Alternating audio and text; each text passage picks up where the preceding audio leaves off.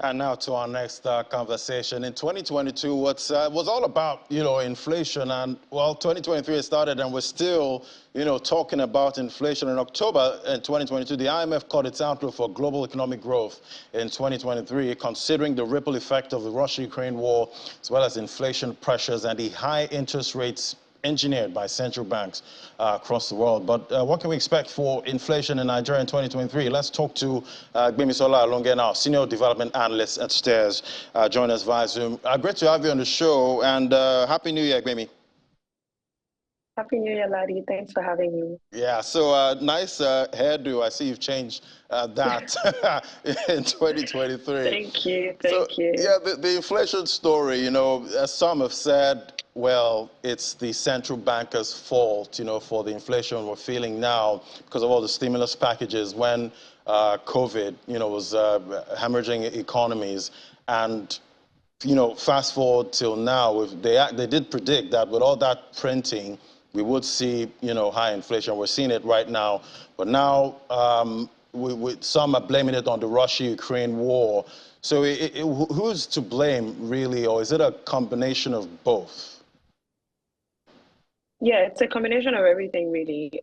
So first thing, like you said, there was, a significant inflow of funds into several economies across the world. For example, the US injected about $5 trillion into their economy. At the time, that was like a fifth of their GDP. And 3.5 trillion of that went directly to individuals. So like to people in terms of like, unemployment benefits and things like that. So what that meant was there was literally money in the hands of people. And that also coincided with the time when the entire global economy was going through like a supply chain crunch. So there was low supply of goods and services as a result of COVID and the lockdowns and all that. But there was also a lot of money. So that caused, inflation to rise. But the expectation was that by the time, COVID is, sorted by 2022 at least, economies will get back on their feet and like supply would increase again and, everything would just get back to normal. But what we then saw was, that didn't happen. People were still struggling with like supply chain issues, particularly in like food and energy segments. So, and this was as a result of the Russia-Ukraine war and even China, being in a lockdown. So all these together influenced, how badly prices went up and just refused to go down.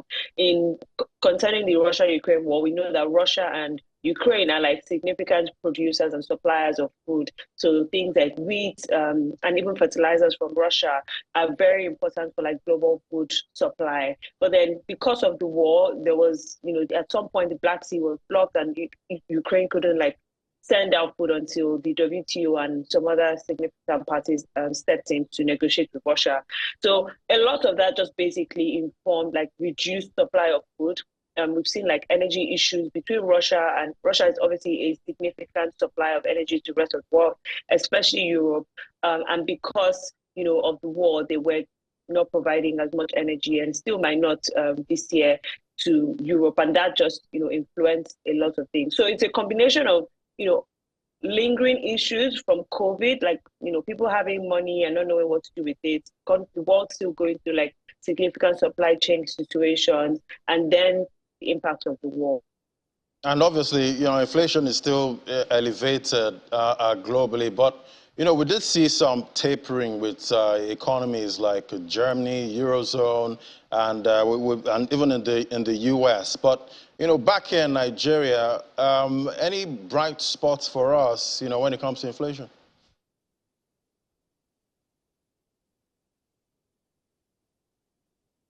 I don't know if you heard me, So I guess the good thing is once the global economy, yeah, I can hear you. Can you hear me? Yes, I can. Yeah, fantastic.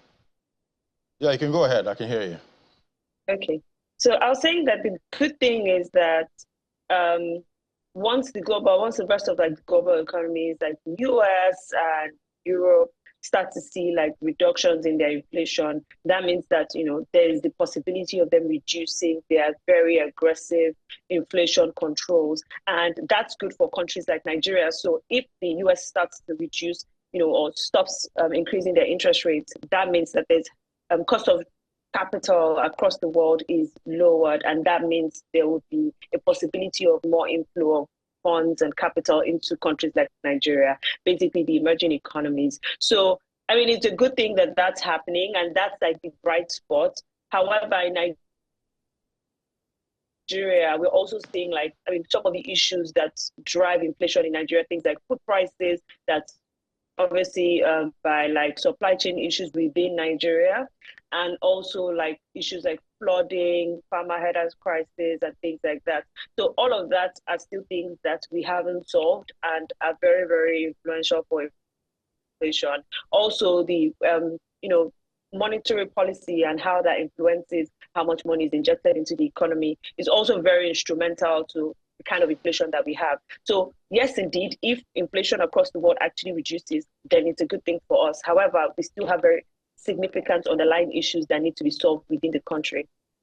And obviously, global equities markets did react negatively to, inflation we saw, in those countries. But here in Nigeria, the NGX was the best performer, even though inflation was sky high in Nigeria. How come?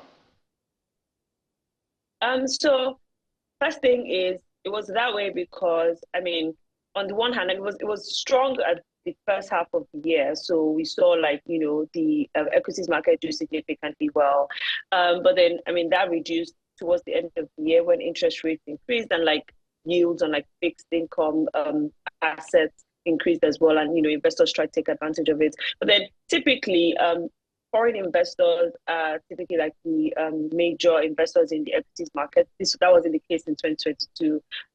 In 2022, most of the investors were domestic investors, and that just meant that if people were unable to the equities, if there are not a lot of there wasn't a lot of money coming into the country, domestic investors took advantage of it, and they took advantage of the very well performing companies and just the very well performing stocks in the Nigerian economy. Even the companies themselves, they also, across the different segments, the banks, FMCGs, they performed really well. And that could be because, at least in the FMCG segment, they took advantage of the inflation, the high prices, and this led to like high performances for them as well. So domestic investors basically took advantage of this. Towards the end of the year, though, we saw this decline because, as a result of the high interest rates, investors then took advantage of fixed income assets and just basically diversify their portfolio. But yeah, domestic investors are Right. the reason for like the well performing equities market. And obviously be watching out for how that performance plays out in 2023. But now for the million-dollar question, what are you expecting for inflation rate in Nigeria in 2023? Okay, so first thing to note is that 2022 was a record high. Across the world, really, the US saw inflations that they had not seen in like 40 years. Same with the UK, Nigeria as well. We saw like a 19-year high inflation rate. And so obviously that caused everybody to basically just try to solve the inflation problem across the world. Central banks were just increasing rates to ensure to drive inflation down. But what that meant was there is now a risk of a recession across the world. At least the IMF anticipates that a third of the world will experience recessions this year. And when there is a recession, it affects Nigeria. It means there isn't that much economic activity happening. And the reason for a recession beyond just the hawkish stance by the central banks across the world, there's the risk of China, having a COVID crisis again. We're already seeing that happen with like high COVID numbers and the possibility of deaths in their country. So if that actually happens, there's the risk that China will shut down again. If China shuts down, the entire world obviously feels the impact because economic activity would reduce. One impact of that is that could result in like low oil prices. Nigeria, as we know, at least the government, is very, very reliant on oil revenue. If there's low oil prices, there's less dollars, and that means more inflation for Nigeria. if there's no recession, there are other drivers of inflation in Nigeria. Some of them are like food prices. If the war continues and there's still a struggle to get food out of Ukraine and Russia, then obviously we'll still see like food prices elevated. If Russia, as well, reduces their production as they've already said they would, and stops flowing oil to European countries, that would also affect oil prices. When oil prices are high, we also feel the impact because things like diesel and other energy goods obviously feel the impact of high prices. So all in all, I mean, it's not looking very good for Nigeria. If inflation reduces and like the rest of the world basically reduces their interest rate, I mean, there are other things that could happen. If there's a recession, Nigeria is impacted because fewer dollars mean more higher prices for Nigeria. If there's no recession and things go back to normal, everything is going as planned, all prices would increase, and also that's not very good for Nigeria, considering that we're not taking advantage of the high oil prices because of our production.